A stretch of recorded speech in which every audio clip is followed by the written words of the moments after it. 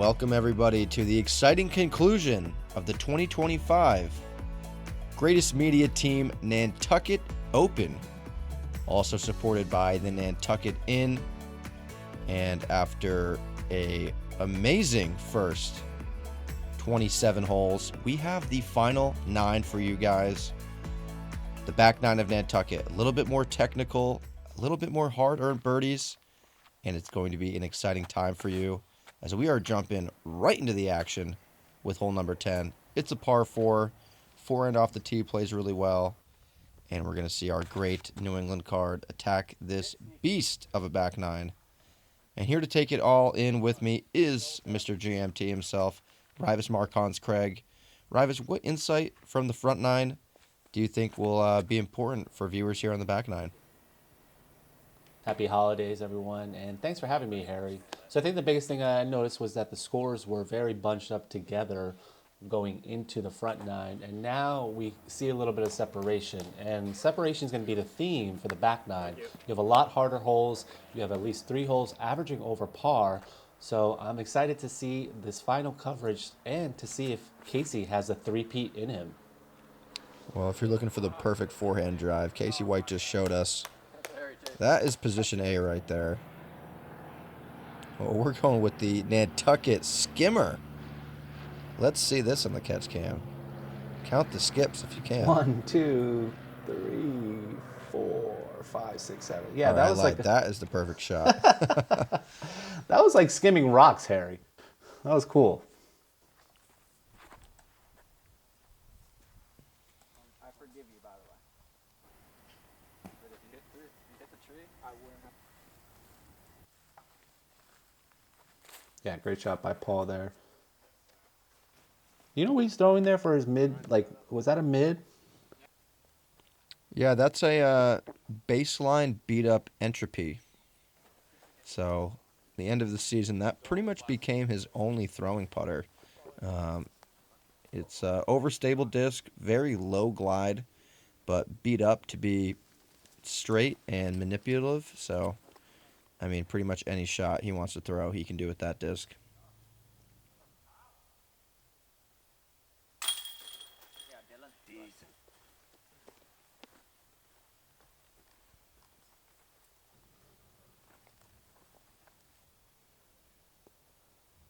See if Paul can get a birdie as well. He's only at 5 down at this moment, and let's make that 6 down.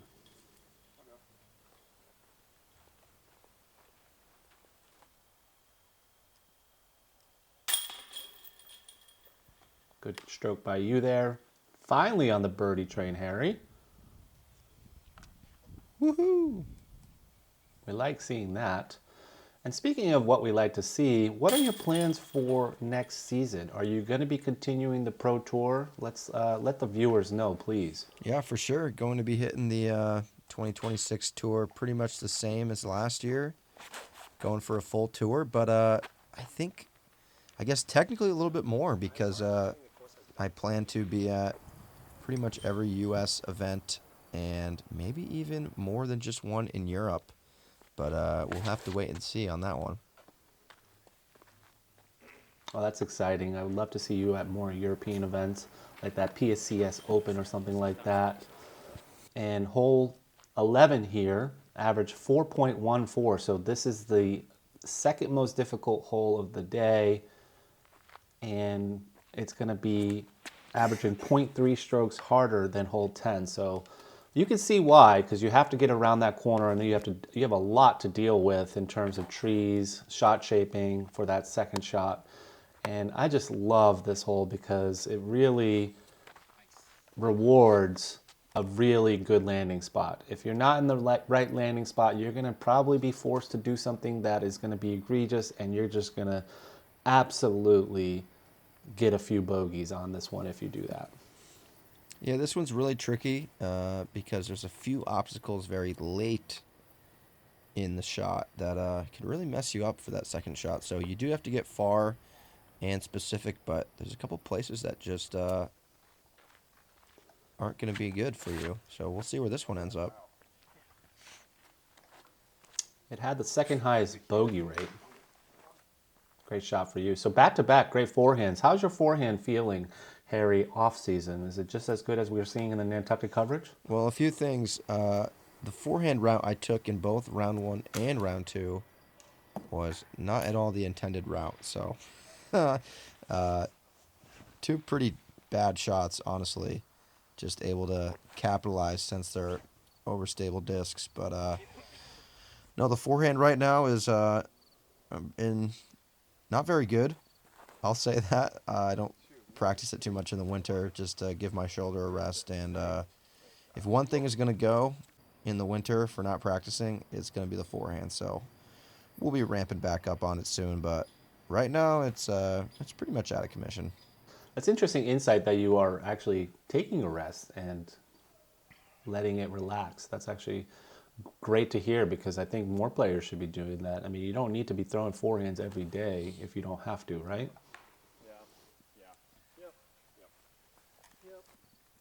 Yeah, I mean, I think it depends on what kind of form you have and, what type of forehand you have.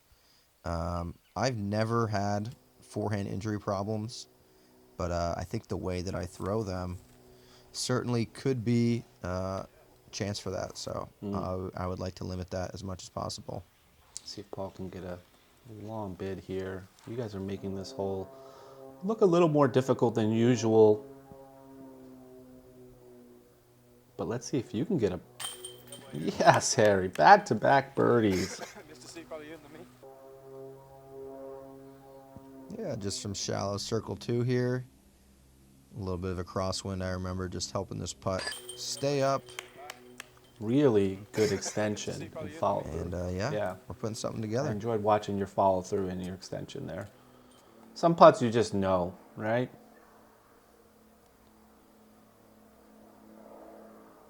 Isaac Christiansen. Yeah, I feel like that's been the theme good. for Isaac. He's been hitting a lot of good putts. Got a very simple. You can see his stroke is, I think, the shortest on the card by far. Just simple. A lot of shoulder movement. Not a lot of that elbow, just shoulder and wrist going from opposite hip to basket in a nice compact Well, way. he just got a turkey, so we love seeing that after only having 3 birdies on the front 9. Excuse me, he had 4 on the front 9. He already has 2 on the back 9, so he's off to a really good start, and he needs to get there if he wants to get in that Raz round. We talked about that at the end of the first round coverage. Some of these players are actually leaning towards making sure that they get into that Raz round for, a chance for another $1,000 on top of the coverage and on top of the actual payouts, which, $1,000 is just as much as second or third place won.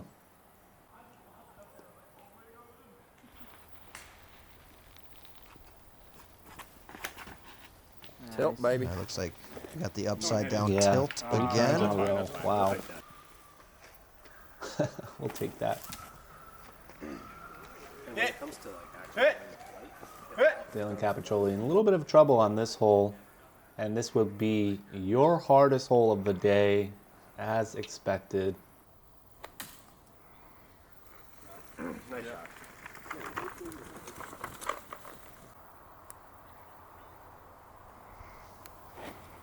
Oh, you 4.16. If anybody was wondering, with 18% birdies, 57% pars, and 32% bogeys. Isaac Christiansen was in jail. I remember this, and this was just incredible that he got out and should be able to save par if he gets a clean look. Yeah. Skip in. Very shot, Casey. Thanks. Wow, Casey been consistent all day. He's just been putting them in circle 1 for birdie better than anyone else in the field. He's got that forehand touch shot better than anyone else I know.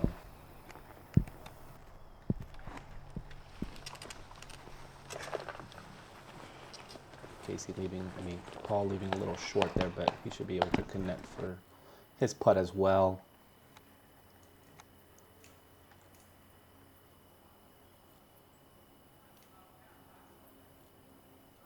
So through 12 holes or 11 holes, Casey's only about 7 down. Is that the pace that you would be thinking would win the tournament? I mean, after a strong 15 down first round, yeah, just anywhere double digits should give you the chance. You know, for example, a 10 down would basically be like a 12 and a 13. That's pretty much near the winning pace. Obviously, we have, you know, 3 Pro Tour card holders, a very strong local field. Obviously, more than that is very possible and very likely, but you're going to at least leave yourself in contention on those last couple holes. And, yeah, I mean, he's got a nice lead on the field right now.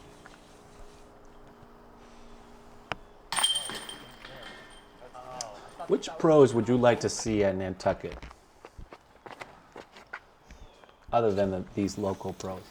Well, this is a good question, because I think the way the schedule sets up this year, if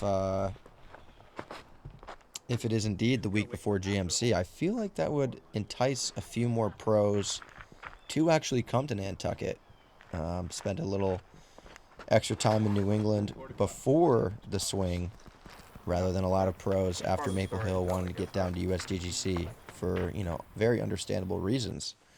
And I think so many pros would have a fun time in Nantucket. Obviously, we have the ones from the past that frequented Nantucket back in, you know, the 2017, 2019 era, with so many pros coming here. But how about the #1 player in the world, Gannon Buhr? Never been to Nantucket. This seems like the type of course that he can kind of go robot mode, maybe shoot an 18 under. I think that would be fun to see. Well, if you're listening, Gannon Buhr, make sure to put that one in your calendar, because we would love to see you and have you here, and any other Big Top Pros names. It's just a great course. It's a great time. And now that we have a hotel sponsorship from the Nantucket Inn, we should be able to provide better accommodations in terms of pricing and things like that. Hook up. Hook it. A little short for Dylan, so I'd be surprised if he doesn't get this one. This one is only 526 feet. It's not that long. Pretty easy hole for you guys, I feel like.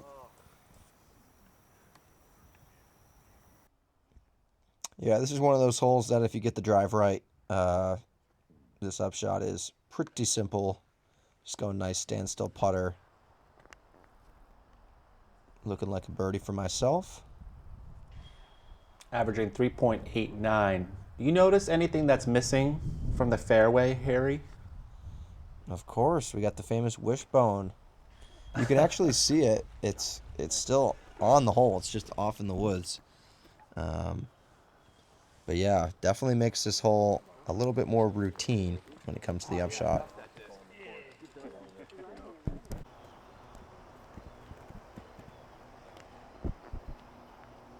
I didn't notice it, and then I was like, something's off, because these upshots seem a little way too easy for these guys.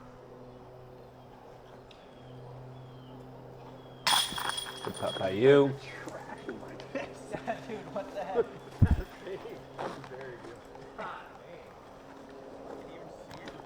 So we got another birdie for you, Harry.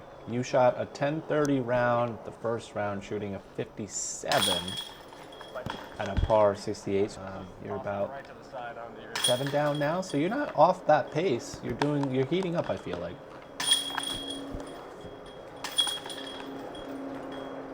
Yeah, I had a 13 down round 1. Now Casey had the 15. Paul with the 14. So all of us a little slow on the pace from round 1. I don't think any of us will be matching our round 1 performances. No, and that's okay.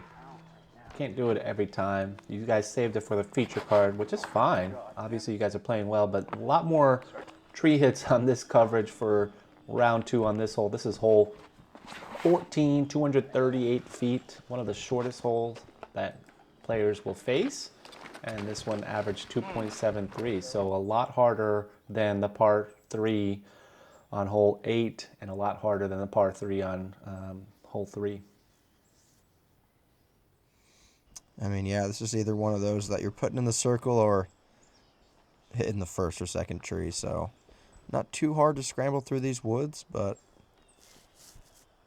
let's see what our players got for us. That'd be cool. Such a cool shot.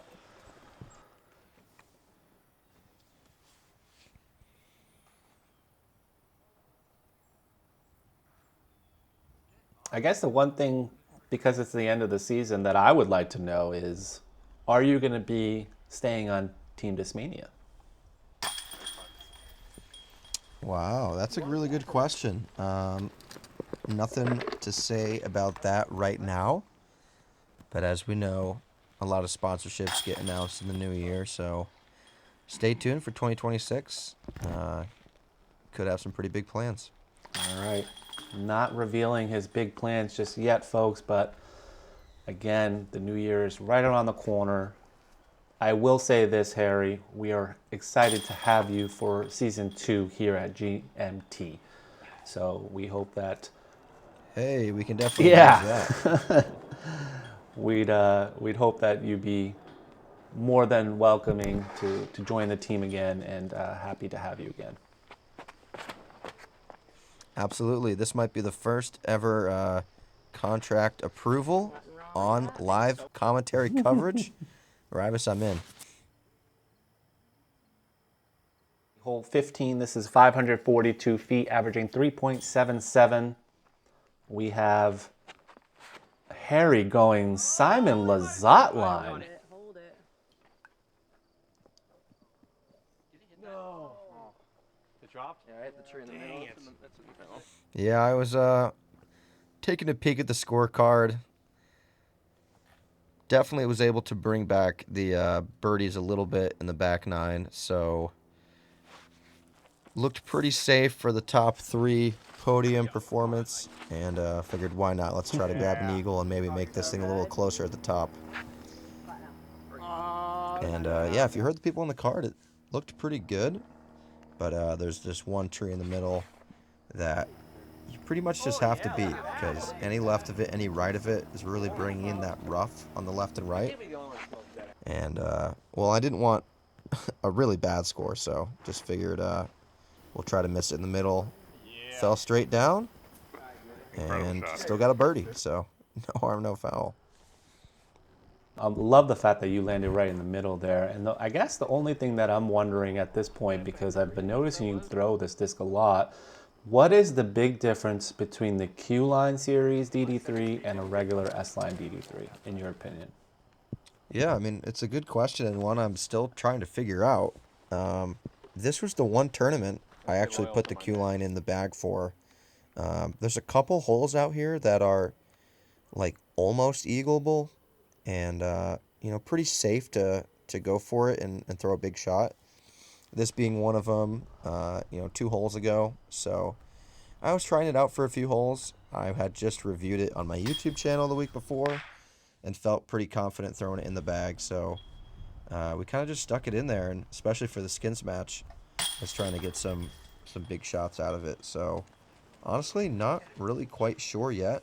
Haven't messed around with it since this tournament. But it had a nice little slot in the bag for the tournament, and easily could make the bag for 2026 if I were to stay on Team Discmania. We'll say that. Yeah, okay, well, hey, leave the folks hanging, I guess. That's totally fine. I enjoyed your analysis there with the Q line, because I haven't found the difference. I know the one thing that you told me is that you still have to throw it really hard. It's not like going to be easy flip up. It's not like a function in terms of a DD3. That's not what it's made for. Right, yeah, it's not made to be an easier to throw DD3. It's made to be a, you know, if a pro throws it, you can get maximum results. So, interested to see how it performs for everybody. I think new runs of it are coming out, and I think it will only get bigger and better. Did Casey throw it in this tournament at all? No, I don't believe so. Definitely not. Okay. Well, moving on to hole 16, 584 feet. This is a par 4. I will never forget Calvin Heimberg parking this in the air. It was one of the most magical moments of disc golf in Nantucket. Calvin Heimberg, if you're listening, please come back to Nantucket so we can watch that again.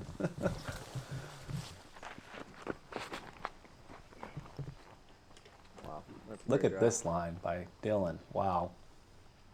Nice, Dylan. Dude, nice shot. Oh, crap. See how smash of a forehand by Dylan. You know what he's throwing here? Is it a DD2? I mean, excuse me, the D2?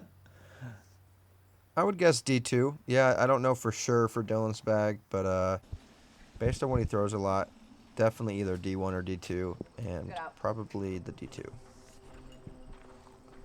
It looks like you're deep in thought there, Harry. I had to get that camera work. What were you thinking about? Trying to think about nothing, probably. Just thinking about nothing till my next shot. Yep. Is that the pro tip that everybody's been waiting for? I mean, I don't know if everybody should listen to me, but I feel like that's what I do sometimes.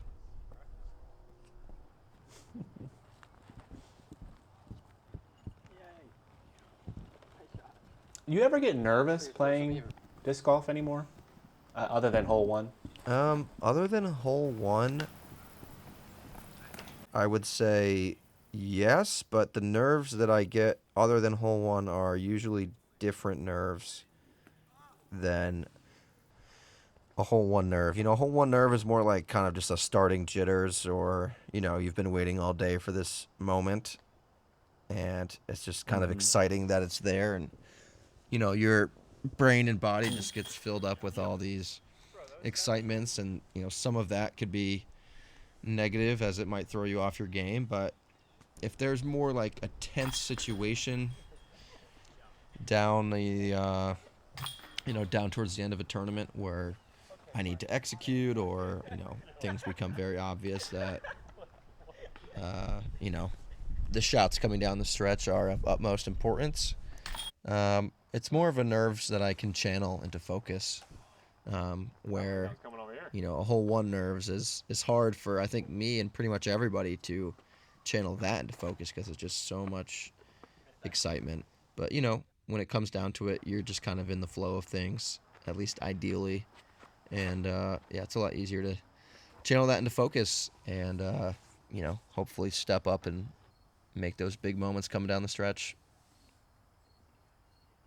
It's always interesting to hear people's perspective about nerves and mental game, and I really think that disc golf is a true testament of what kind of character and how much you can, how much emotion you can hold in and how much excitement you can hold in until that right moment, and then you really got to channel things and, like you said, focus.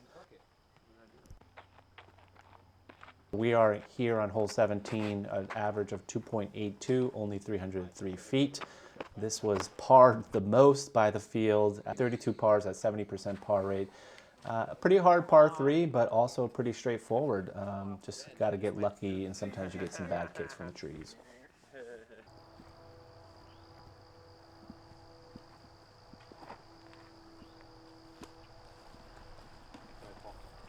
Not where I expected Paul and Dylan on this hole, I'll be honest. Or Casey. Yeah, with Casey at 27 down for the tournament right now, he can pretty much walk it in. There's just not enough holes for everybody else, unless, of course, he was able to take a big number on 18. But, I mean, we saw him eagle it round 1, so hard to imagine that. And this putt will be to take a 1-stroke lead on second. Yeah, come on. Let's get that putt. Oh, that was a weird reaction. It was like kind of centered, but in. I don't know. Yeah, it was definitely high in the chains, but for my angle at least, it was right on the pole. And normally these baskets are going to catch that. So unfortunate little reaction there, but, you know, not too much to complain about. It wasn't dead center, but definitely one that you see go in more of the time than not. So a little frustrating there, and Looks like Paul and I will still be tied at 23 under for now. Great performances by you two. And this is it, folks. Averaging 5.5. Hardest hole of the day. Hole 18, almost 900 feet. And it's all about your first shot and your second shot. After that, it's kind of like, you know, easy. But as long as you land in the right spot, you should be able to get the birdie or the eagle if you're Casey. But I don't think he's going to be going for the eagle like you saw. Yeah, we had the Chace card check in there with David Fleck, who is also at 23 under, so tied with Paul and I for second place, but he also has hole 1 to play. So very likely that he can get up to a solo second if he can grab at least one birdie. And definitely solidify that Raz round spot. If you haven't checked out that coverage, we did already put out that Raz round, so make sure to check it out on our channel. It already got 5,000 views. A couple of the comments were that the cowbells were annoying, but that's part of the Raz round.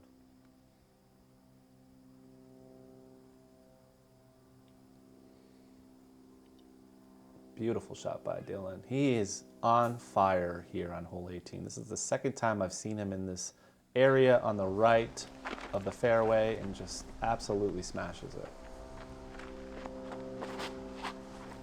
Yeah, I would have loved if that could have just stayed out of the rough. We might have been able to see something magical on the second shot, but still good work. So far. And we'll see what he can do from there. How many miles per hour do you think Dylan's forehand goes? Well, just based off what I've seen and other people, I would say that I would recommend probably on the course, he's around 72. And if you were to try an attack disc, he might be able to hit 80. 80 miles per hour on a forehand? I would say it's very likely on the tech disc. If he really went all out, I think he could get it. Oh my gosh. I think mine goes 30. No way, bro.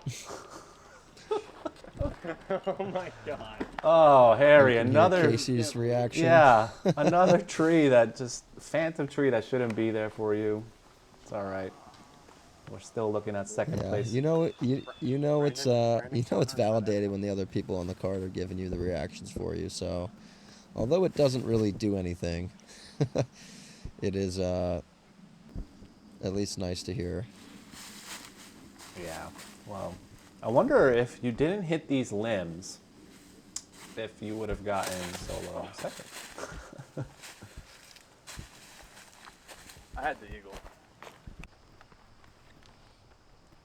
Dylan, just the character that he is, wants to show the people how to go for the eagle. Everyone's checking their scores now. It's getting tight. Isaac Christiansen showing his forehand strength. Nice shot there. Just got a little robbed. All right, so we're about 415 feet away, needing to get up and down for the birdie. All right, I'm going to... Go Nordic Phenom PD. I was going to guess PD. Dang it, Harry. Not the Nordic Phenom, though. That was a great shot. Yeah, dude, hell of a shot. You like that one. Yeah, I honestly think after a pretty up and down day, amazing start, rough middle, I think this is my best shot of the day. Oh, you saved it for last, and look at that skip. That went like 100 feet forward. Great play there. One of the 5 birdies on this hole if you hit that. Oh yeah. Let's go. Let's go. It's insane that this hole can only be birdied 5 times by the field in round 2, yet Casey White literally eagled it round 1. That's a very good point. With not a throw-in, like 2 drives to shallow circle 2, and not even a step putt required. So that's these par 5s in Nantucket. Just incredible separation. Only 5 birdies, but it was eagled. So pretty crazy. And it's not that tight of a hole. It's not like it's a poke and hope. Yeah, no, it isn't. It's pretty open. No. But you had 13 birdies round 1, so that kind of shows you the field was probably a little tired.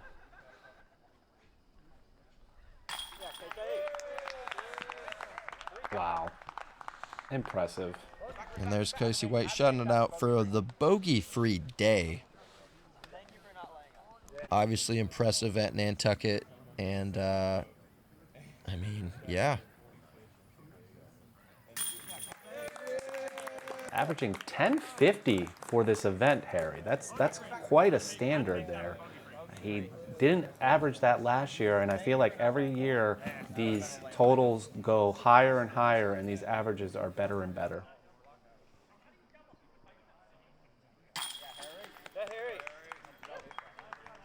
Yeah, Harry, making the Raz round, shooting a 1038 day for you, which is again above your rating, so you had a great day. Yeah, overall solid. I mean, the middle stretch was rough, but ended with a 7 down back 9 for round 2, and obviously that 9 down front 9 on round 1. So 2 really solid 9s, and then 2 really poor 9s. So that was kind of the story of the day. But yeah, myself and Paul also able to go bogey free, and yeah, this year 23 down is what you needed to make the Raz round. Pretty insane. That is pretty insane. And shout out to all the 4 players that made it and the 4 FPO players that made it. It was just so exciting to see them play for a lot of money and have a lot of fun doing it. This was just so exciting to see Casey White dominate the field. He won by 3 strokes. That eagle, that 15 down from round 1 really helped. And it doesn't hurt when you hit all those massive long-range putts. That was just incredible fun to watch.